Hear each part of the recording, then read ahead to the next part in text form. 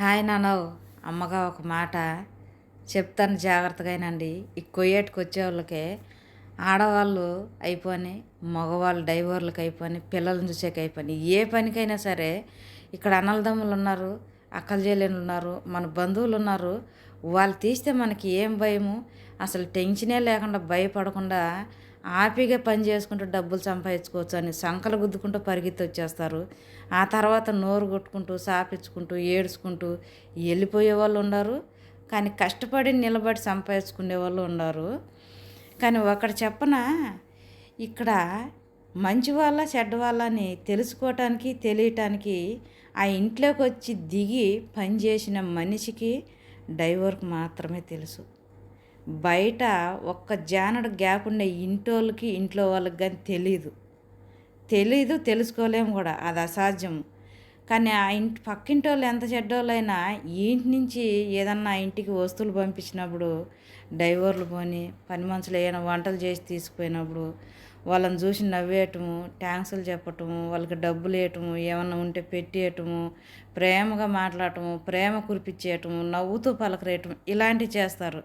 కానీ ఆ ఇంట్లో ఉన్న మనిషికి ఒక మియ్య పులుసు కూడా ఇయ్యరు. అలాంటి వాళ్ళు కూడా ఉన్నారు.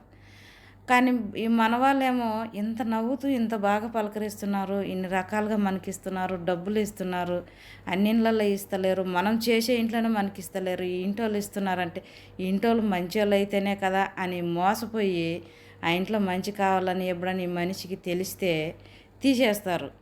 అన్నైనా తమ్ముడైనా అక్కైనా చెల్లైనా బంధువులైనా వస్తే బతుక్కుంటారు అని.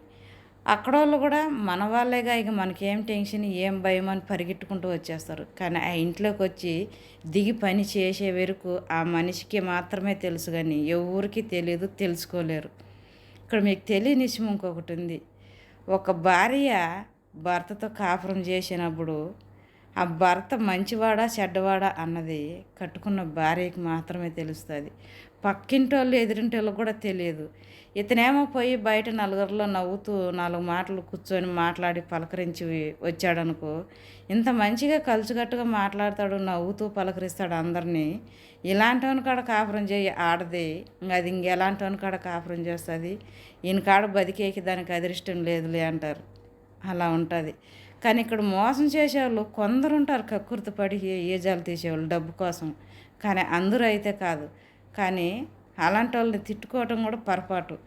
ఎంత కష్టమైన సుఖమైన చేయగలుగుతాము, చెయ్యాలి అని ధైర్యం ఉంటేనే ఇక్కడికి రండి. ఇలాంటి ఆలోచనలు ఉంటే మాత్రం అసలు ఇక్కడికి రాగాకండి. మళ్ళీ వాళ్ళని తిరిగి